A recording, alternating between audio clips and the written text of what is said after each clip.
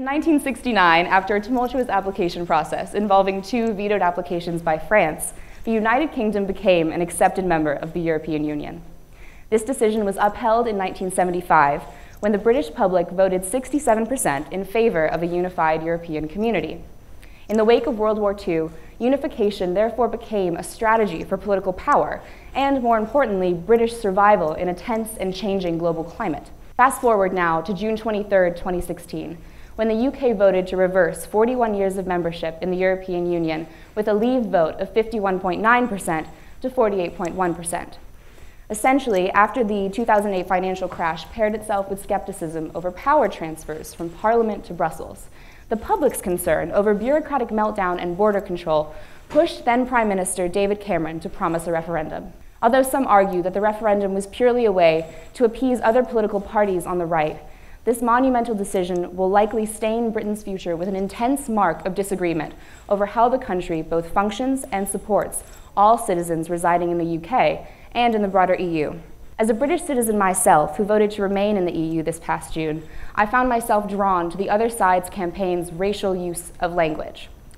Now, when it boils down to it, I'm not just upset that Britain chose to leave the EU, I'm angry about the tactics they used to get there. Using the ideology that immigrants were sucking resources from the National Health Service as a way to promote white society, the Leave campaign showed one group as more deserving because they were in some way more British than their non-immigrant peers. Now, pairing this idea with a strong sense of national identity, this ideology played on fears that the fruits of one group's hard work would be taken from them by people they had willingly accepted into the country, but were, for whatever reason, seen as less British due to their origin. This sentiment could not be seen more clearly than from Michael Gove's statement in The Times. Because we cannot protect our borders, public services such as the NHS will face an unquantifiable strain. Further, in a study conducted by the independent research organization Ipsos Mori, where 1,000 British citizens were asked the question, out of every 100 residents in the UK, how many do you think were born in EU member states other than the UK? Brexiters responded that they believe 20% of UK residents to be EU immigrants. Now, the actual figure is just slightly less than 5%. So in my opinion, this narrative can best be explained through the idea of identity stories. So what is an identity story? Basically, when good and bad narratives become objectified in material form, people buy into and then create societally acceptable identities. Take, for instance, the identity story of being a good neighbor. This allegory goes as far back as the Bible, and it exists as a staple narrative for ideas like kindness, morality, and positivity.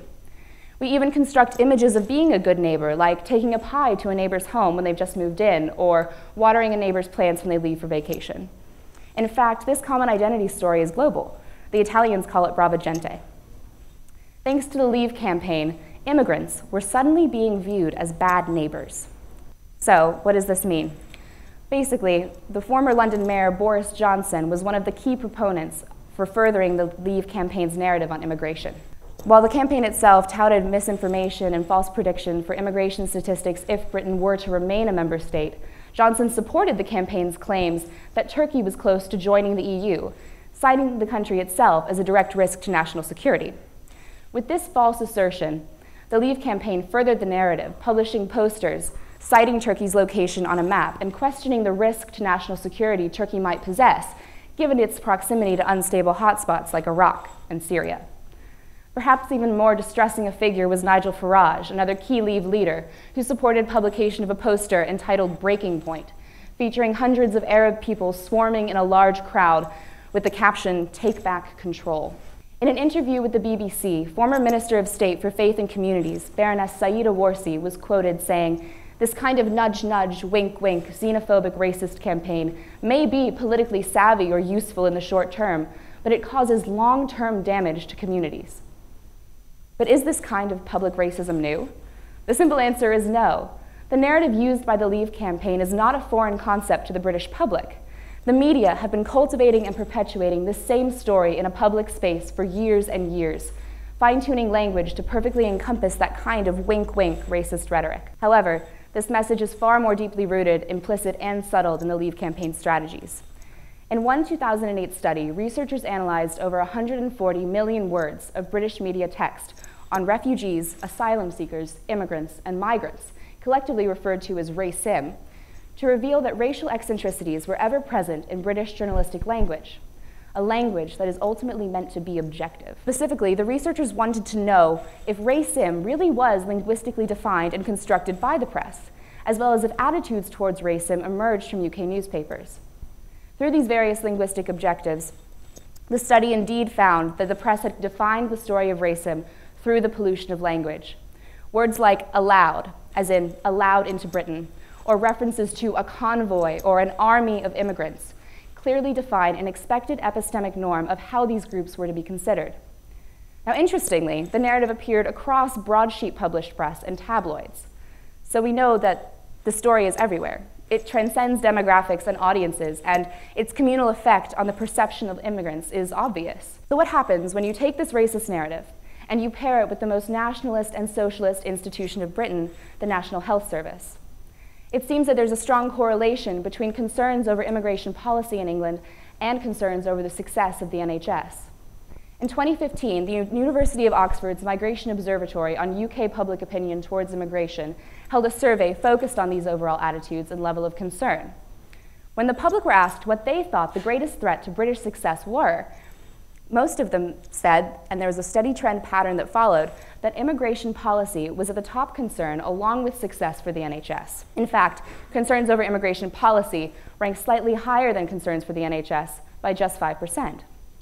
Now, at first, the Leave campaign intertwined these top two concerns with an air of subtlety. About a month before the vote, Boris Johnson released a statement including only one line on immigration in the NHS. Quote, "It is intolerable to continue without democratic consent for Britain's immigration policy.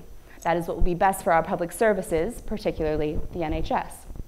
Johnson was likely referring to a quote that took front page on the VoteLeave.takecontrol.com's website that pointed out that £2 billion a year was being spent from the NHS on immigrant and immigrant families. However, following the campaign's trend of misinformation, this statement neglects to mention that the overall budget for the NHS is £113 billion a year, which means that support for immigrants and their families clocks in at just 2% of the entire budget. Now, it seems that the Leave campaign successfully told a story that led to a rise in ethnic nationalism and, as a result, dissolved UK membership in the European Union. As a reporter for the International Business Times, James Bloodworth points out in an interview with NPR, hostility towards immigration, and by extension hostility to Europe, is driven by cultural concerns as much as by economic worries. That is certainly what we see here, and in essence, it is whether or not England feels like England.